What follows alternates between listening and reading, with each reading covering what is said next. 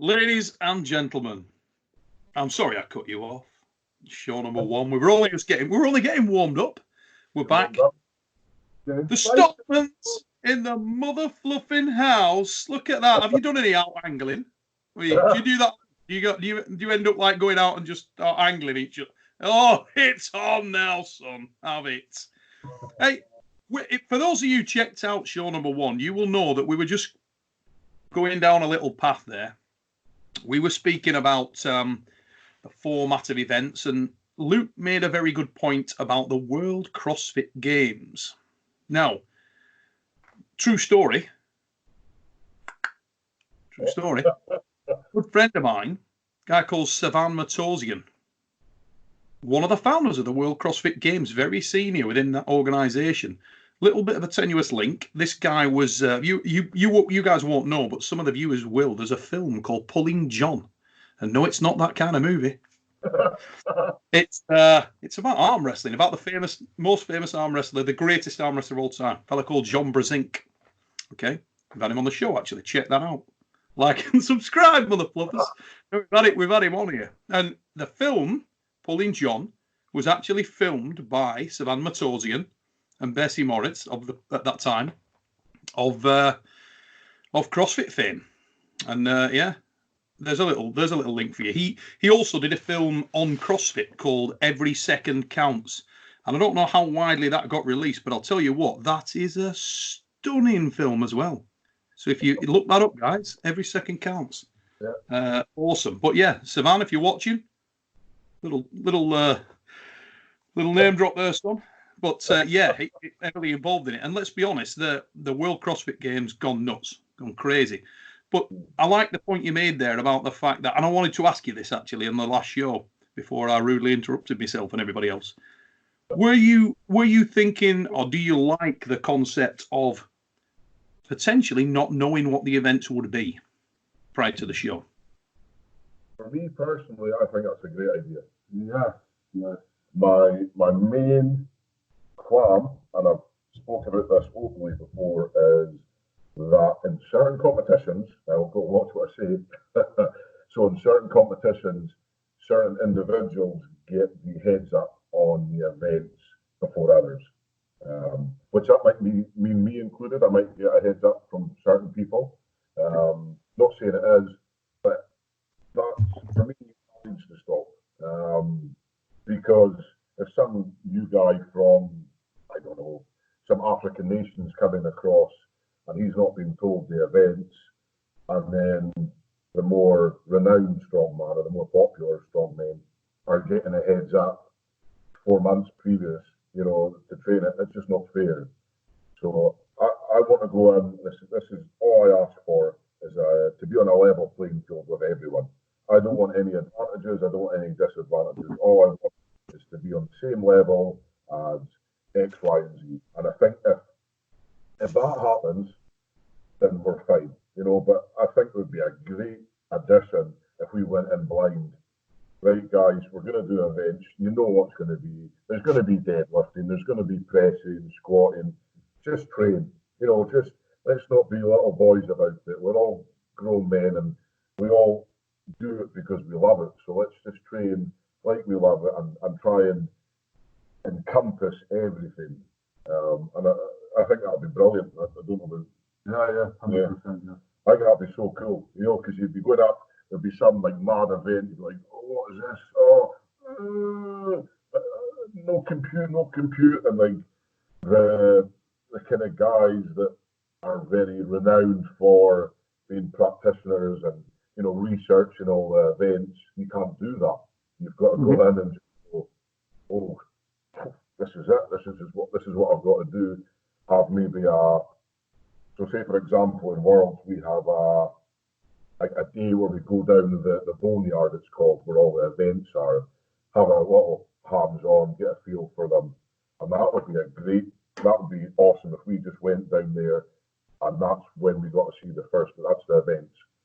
That's the first day that any of us gets to see the events. That would be incredible, because that would be an interesting dinner in the evening time then. I tell you that would be a lot of head scratching, a lot of kind of game playing, and I think it would just be a lot fairer throughout. So yeah, I 100% I would be up for that. That would be so cool. It's more of a challenge, I suppose, for, let's say, Giants Live, for example.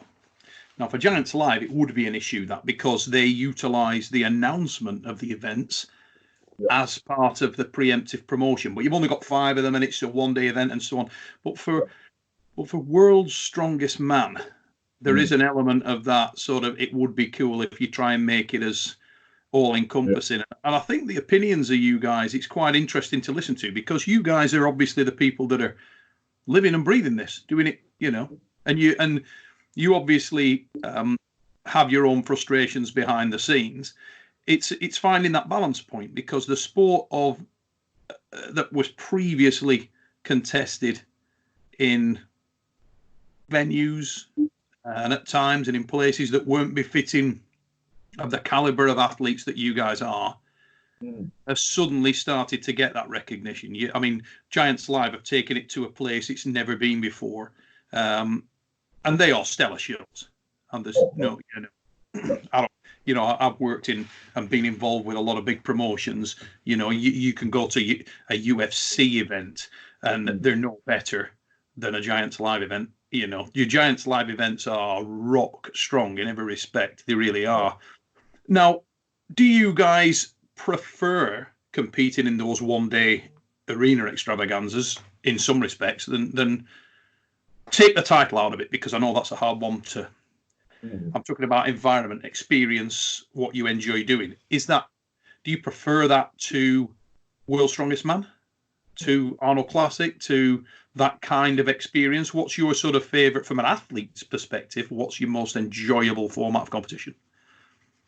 Yeah, Giants Live, just because the one-day event and also the crowd. I like the indoor arena events where you can hear the crowd just like creating your names, or it's like at Europe. I think it was last year when myself and Luke did the Stones, and afterwards the crowd erupted. That's the stuff you live for as a strong man as well. It's hearing like that, whereas no other kind of world choice man and stuff can't kind of do that kind of stuff. But yeah, the fans having that match in Giants Live is it's cool. Yeah, that's cool. Oh, definitely. Yeah.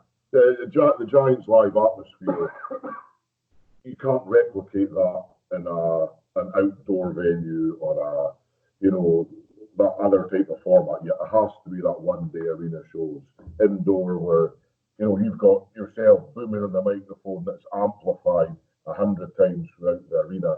It's incredible, and for me, I really get such a boost from the crowd. The crowd just take you to a different level. So people say, "Oh, a crowd adds 10% or whatever," but until you're out there in front of 12,000 screaming, semi-drunk people chanting your name, that's just, people don't realise. Where Tom and I stay, the town of Invergordon is about 6,000-7,000 people, I think. So we're competing in front of more people than there are in our town where we're from. So that's just mind-boggling for me. So yeah, the Giants Live shows are the atmosphere that's created there, and that's through the British public. That's the British public that are taking that lad of strongman. We've got a lot of the working class and that type of, and that's where a lot of us come from. We're just normal guys that have day jobs, grafting away whatever on oil rigs and doing whatever, and we're not anything fancy. We're not coming from £1 million families and stuff like that. We're out there working, and then we're coming to do these shows. So I think people have that respect for us, and they can almost see that it's attainable. It's that attainable kind of thing that they can do, and it is. It certainly is, and that's why I think they really get behind it, and they really get behind their favourites, and it's just amazing to think that people are cheering for Tom and myself. And honestly, before I go out on stage, every time I've got the Scottish flag, I've got to take kind of 10 seconds to stop myself. I always get a lump in my throat before. This is God's honest truth. So I've got the flag, and then the music comes on, and I've got to kind of compose. When you've got that lump in your throat, you've got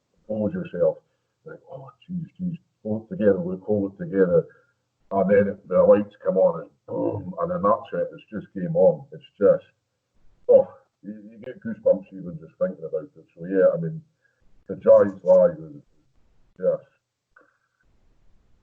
I mean, you to be honest, Luke, I love you for that, mate. And you can, what from the moment you started competing in Giants Live, you didn't need to be the favourite for the event. You didn't need to be the biggest event on the biggest name on the card.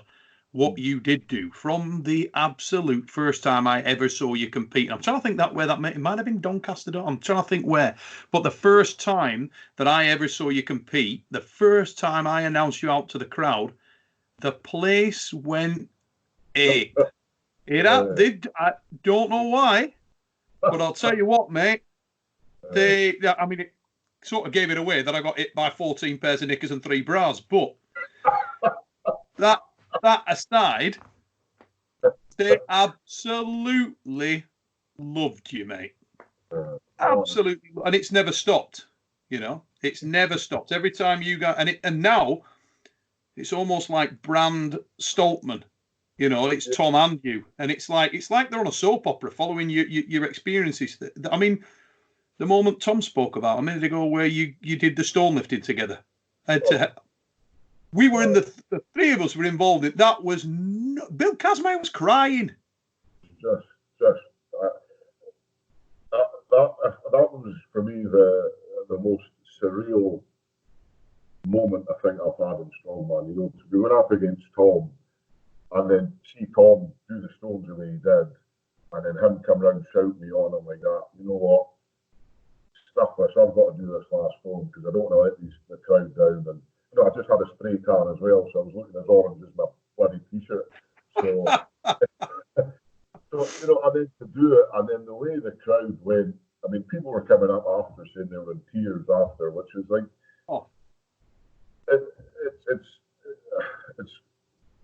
it's a different universe. You know, that's just phenomenal. And that video, I don't know how many times I've watched that video back of Tom and I, and the way the crowd just get up, you just see everyone just rising up on their feet. And it was nuts, wasn't it?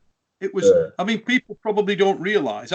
Because when I've watched that back, it doesn't come across on the clip. It doesn't come across. It didn't come across on the TV how loud and how visceral that reaction was. When you were in there, you could feel. I swear, you could feel the arena. It was nuts, wasn't it? It was like it was a live kind of being. You know, the whole standing up and everything. I mean that.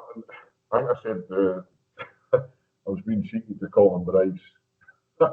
I think a couple of weeks after I had a phone call to Colin, and I was like, "Hi, Colin, how you getting on?" Blah blah, just chatting. I says, "I think you owe me and Tom a thanks." He's like, "Oh, why is that?" I says, "Well, for saving Europe's Strongest Man last year, and that was stones."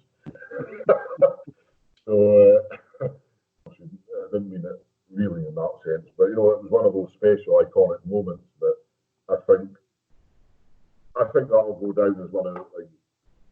Well, it should for me. I'm a bit biased, but I think one of the most iconic moments in sport. You know, that kind of, you know, hopefully we'll recreate that when Tom and myself are going for first and second, the world's strongest man. You know, we'll be on the stones together, and you know that would top it obviously. But I mean, geez, it's. Well, I'll tell you what it is, Luke, and I mean this in all honesty, mate.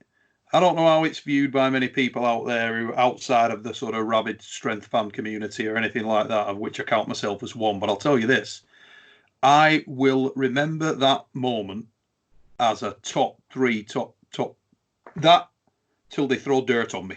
I swear to God, that was different level. It was nuts. I mean, when I said earlier that wasn't a joke. When I said Bill Kazmaier, I threw to Bill Kazmaier, and the dude was having a Kleenex moment. Bill Kazmaier. This is a guy that you hit in the face with a baseball bat and he spits toothpicks at you. I threw it to him, and he's like, he was welled up. He was like, no, can't do it. That's the kind of level that got to.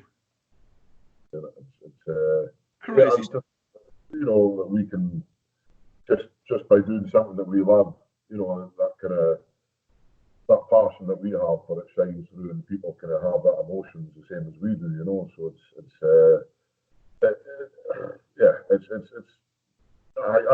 I struggle. It's not often I struggle for words, but trying to describe that feeling in that moment is tough. You know, it just doesn't do it justice trying to put words in it, because it was pretty unique.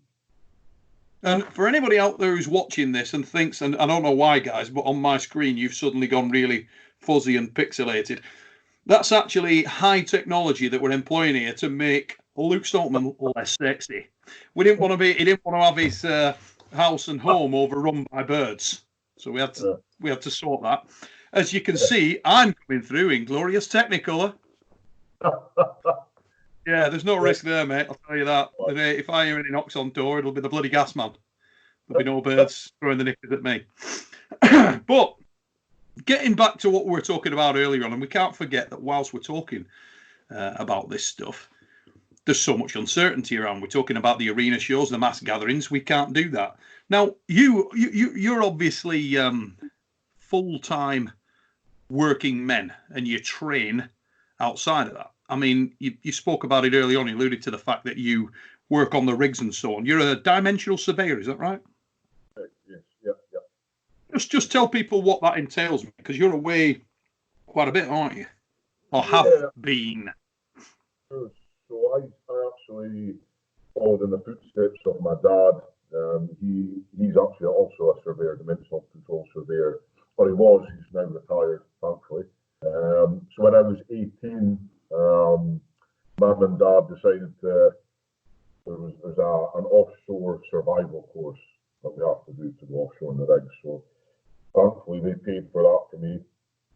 And I think about 3 or 4 weeks after I turned 18, I went on a helicopter and flew off the oil rigs, and that was it for about 16 years, up until I think last September, I think, was the last time I was offshore. So I've made the decision just to get back from offshore and try and do more onshore stuff. So yeah, basically when we're out in the rigs, we're away. It can be up to 3 weeks. I've been away abroad longer. I've been up to 6-7 weeks away abroad. A lot of the North Sea, flying off Aberdeen, the northeast of Scotland, we're kind of 2 weeks or 3 weeks away. So the majority of my career, I was doing what's called ad hoc work, which is basically whenever I get a phone call, I go offshore. You know, so it's not like a rota as such. A lot of the guys working on the oil rigs as core crews, they're doing 2 weeks on, 2 weeks off. There's all varied rotas. That's the most common one. So basically, yeah. So all I was doing was as and when I could be away for 3 weeks, home for 4 days, and away again for 2 weeks, and it was a bit kind of sporadic, and that's, you know, for training wise, you know, I did that up until, like you say, last year. So to get to where I have been has taken maybe a little bit longer in the journey of strength, I suppose, because I don't have that. When we're on the rigs, there's a gym there, but it's very basic. You know, you've got a set of dumbbells, a barbell with a few 20s lying around, and it's very, you know, there's enough there to keep ticking over, don't get me wrong. Still fortunate enough that, you know, there is a gym, so I'm very thankful for that. But I think in doing that, being in that type of industry, that's what I relate to quite a lot of the times. So we have, like, you know, tea shacks, tea rooms for a cup of tea, cup of coffee in the rigs. And in that environment in the rigs, often it's very alpha. Everyone's, you know, you got these big characters, you got these guys that aren't saying much, and that's very similar to like World's Strongest Man. That's what I found. You know, you go in there, there's guys from all over the world that are coming together, and you know, the guys that have been there a few years have, you know, big personality, laughing and joking, confident, and then you get new guys coming in. So it's very similar. So what I always do in the tea shop on the rigs is I'll chat, you know, as you can see now, I'm just chatting away. But I'll, you know, try and speak to anyone, and that's what I try to do in Worlds now as well. If I haven't met anyone before, I'll go up and introduce myself and because I remember I was there, only 4 or 5 years ago, my first time. It's quite daunting. You're meeting effectively your idols, Brian Shaw, Hathor, all these kind of legends of sport. First time, and it's quite intimidating. So for me, if I can make, and I'm not just saying it, but it's if you can make someone's life a little bit more stress-free by saying hello to them or good morning, that's what I try and do when I'm at these competitions, and just try and kind of just have a bit of crack with people, because I think life's too short to take yourself too seriously, and certainly in these shows we're going out there. Obviously, we're going out there as athletes to win, but in between we can still have a bit of a crack, bit of a laugh, and I think Tom and myself, we managed to do that in the Highland way. We're quite kind of easygoing folk up here. We're not there's not much hustle and bustle compared to the big cities, which is nice. So I hope that kind of comes across when we go to these different competitions, and we just have a nice, a nice way about ourselves. Because I think we want to represent Scotland and the Highlands as best as we can. We're both very proud to be from up north, up in the Highlands. I mean, obviously I'm biased, but I love being from up here. I mean, I'm looking out my window in the dining room, and it's just, open space, which for me is nice because I can go out in my pants in the morning and do a pee and no one sees me. So, so I don't just talk about Cushy would kill me. Well, I mean, just to let people know, and they might think, there's a little bit of license in this, and you guys are putting on a good picture, painting a good picture of things. But really, that isn't the case. I mean, one thing I notice about you lads is, and I'm going to say this with a reference or an example, the night of this year's Britons, Jan 18th, we get back to the hotel, and not a fancy hotel, just a little hotel where all the guys are packed in there. And I don't know whether to recall, I'd order a Chinese with my dad. Oh, and I'm trying to, and as usual, I didn't get this physique from like under ordering. You know what I'm saying? I can eat some. I might not be a strong man, but I'll tell you what, back tits, I know about them. So I've ordered myself quite a few spare ribs. Yeah. I can't eat them all, and I start to have a bit of a wander around. And who do I see in the corner? You two lads, and Adam Bishop. Yeah. An hour earlier, you were competing against each other, ragging each other around. But talk about thick as thieves. Now, we saw a little bit of that when you were out at World's Strongest Man last year. But it is fair to say that you genuinely are tight with these guys, aren't you? I mean, you know, they're mates as well. These are people that you knock about with, and the camaraderie there. It's not for TV cameras. It's genuine, isn't it? Oh, massive, man. It's I mean, Bishop was one of those as well. Yeah. We're making a joke last year in the world. You know, Bishop's now becoming honorary Stoltman brother. You know, he's we've got another brother, Harry. There's three Stoltmen, as it were. And then Not tell me he's bigger than Tom. I don't think I can handle it. Bigger than me, still. He's big, he's massive, 7-foot giant. I would retire. See, if that was the case, I would just be like, you know what, I've had enough. I'm done. I'll take up. I don't know what I'd take up. Certainly. Oh, he's a big lump. He's about 6'5", believe it or not. Yeah, but no, with Bish, you know, Bish is a gentleman. You know, first and foremost. Really. He's such a great ambassador for strongman, and just being a nice guy in general. You know, which is, you don't have to be doing something to be nice, which is amazing. Yeah, I've been down to Bishop's Adams a couple of times. I don't think his wife Amy wants Tom to come down because Tom breaks a lot of stuff. So Toilet seats is the main one. Toilet seats, and Tom's fallen through a couple of baths as well. Stopped in the shower and fell through the bath. As you do. Yeah, so I told Amy and Adam the story about Tom. Tom was staying in the house for a while, and we came back from, I was working in South Korea at the time. We came back, and I was like, the shower knob feels a little bit loose, and it just sprung off. I thought, oh, that's the shower Tom's been using. Sat on the toilet seat, toilet seats all over broken. That's one that Tom. She said, I never said this to Tom actually, but when I went back home from visiting Adam, Amy actually said to Adam, she said, you know, it was really nice having Luke down. You know, he's such a nice guy. Obviously, she said that. She says, I don't know if Luke was joking about Tom, but if he was being serious, I don't think Tom should come down and stay with us because I don't want to. I don't want to have to repair everything after Tom's left. It's a bit harsh, isn't it? You know, Ladies and gents, it is warming up here, as you can see. We're gonna have to draw the curtain down on episode 2, but please keep your eyes out for 3. We'll be back with these lads and we're gonna try and get them less pixelated so that more women can appreciate what we've got here in Luke Stoltman. And we'll be back with you with part 3 very soon. Remember, like, subscribe, share, tell your mates. Biggity bong.